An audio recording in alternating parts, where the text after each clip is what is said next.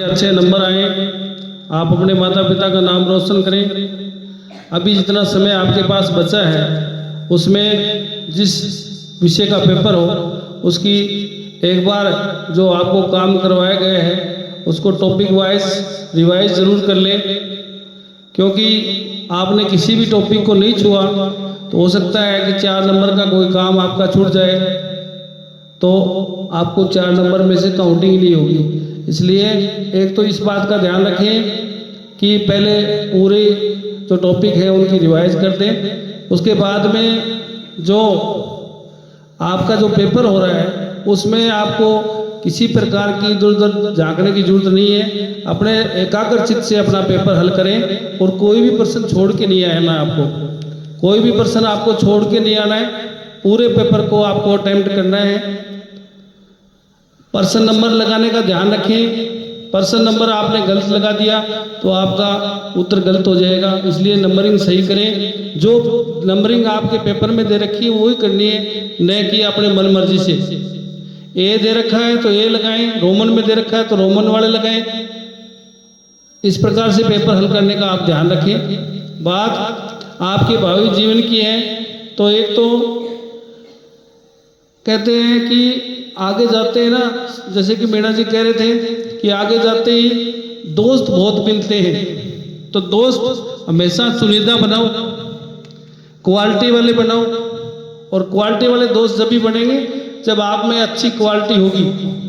अगर क्वालिटी अच्छी नहीं होगी तो दोस्त अच्छे नहीं बनेंगे। जैसा कि संस्कृत में एक कहावत है कि आलस्य कुतो विद्या, अविद्या से कुतो धनम, अधन से कुतो मित्रम। कि आलसी को विद्या कहाँ, विद्या के बिना धन कहाँ, धन के बिना मित्र कहाँ, और मित्र के बिना सुख कहाँ। तो मित्र हमेशा अच्छे क्वालिटी वाले बनाने हैं। दूसरी बात यह है कि बच्चे की विद्वान मेहनत की बात है कि काक चेष्टा भकोदानम समान निद्रा तथा से अल्पाहारी गृह त्यागी इदम पंचम लक्षण विद्यार्थी। ये 5 लक्षण है कि कोय जैसी चेष्टा, बुगले जैसा ध्यान, और अल्पाहारी कम भोजन करने वाला, और गृह त्यागी का मतलब ये होता है कि ज़्यादा मोह माया के चक्कर में नहीं पड़ना, अपनी पढ़ाई और अपने लक्ष्य का ध्यान रखना होता है। ये विद्यार्थी के 5 लक्षण है। आपने 12 महीने पढ़ाई की, सभी बच्चे अनुशासन में रहे, जैसा जिसकी बुद्धि लब्धि होती है उसके अकॉर्डिंग वो ग्रहण कर पाता है। लेकिन फिर भी आप कुगामेडी के सभी बच्चे अच्छे हैं और 12वीं क्लास वाले भी सभी बच्चे अच्छे थे, और हम ऐसी आशा करते हैं कि आने वाले समय में हमारे विद्यालय का नाम आप रोशन करेंगे।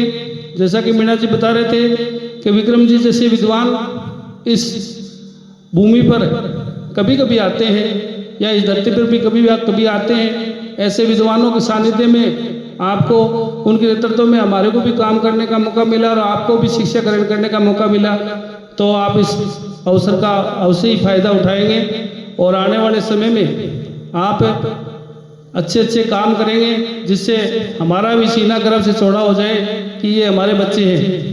ये नहीं कहना पड़े कि ये हमारे बच्चे नहीं है, ये कहना पड़े कि ये हमारे बच्चे हैं।